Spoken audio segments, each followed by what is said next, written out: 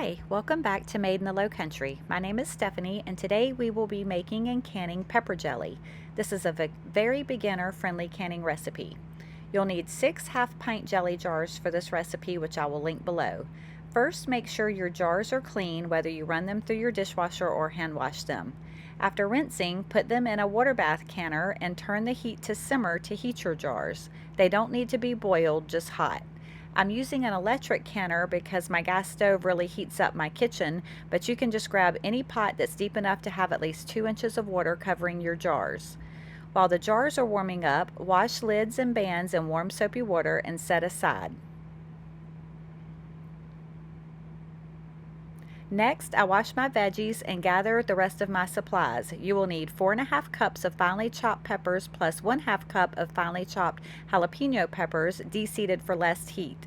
I used an electric chopper for this task. You'll need 2 cups of granulated sugar, 1¼ cups of apple cider vinegar, which needs to be 5% acidity for canning, 1 cup of honey, and 3 tablespoons of low, no sugar Pectin. Other supplies may include a debubbler, funnel, jar lifter, ladle. This one's nice because it will hang on the pot, and also you'll need a large stainless steel pot.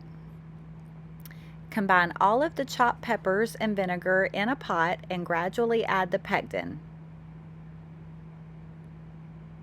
Bring to a full rolling boil that can't be stirred down while stirring constantly. Add the sugar and the honey and then return to a full rolling boil. Boil hard for 3 minutes, stirring constantly.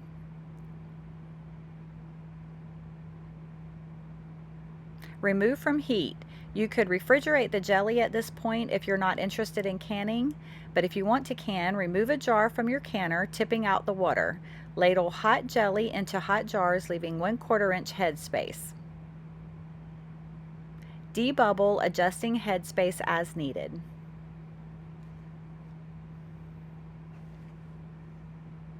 Wipe the rims with vinegar or lemon juice and then center a lid on your jar.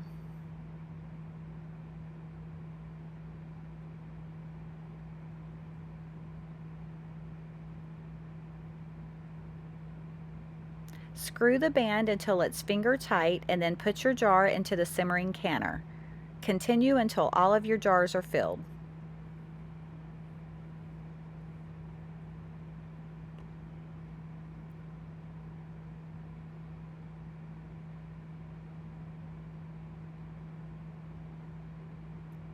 Once all of the jars are in the canner and covered by at least 2 inches of water, put your lid on your canner.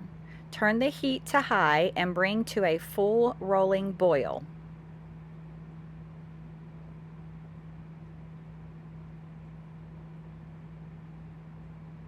Once the canner is at a full boil, process your jars for 10 minutes, adjusting for altitude.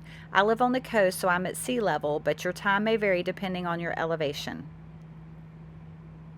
When the 10 minutes is up, turn off the canner and remove the lid. Let the jars sit in the canner for 5 minutes and then remove, being careful not to tilt them. Don't worry about the water on top of the lids, it will evaporate. Let jars sit undisturbed in a draft-free area for 12 to 24 hours to seal and cool. I just let them sit overnight. The next morning, I remove the bands and check the seal. Lids should not flex up and down when the center is pressed, and you should be able to pick the jar up by the lid. Wipe the lids and jars with warm soapy water, and then label and date each one.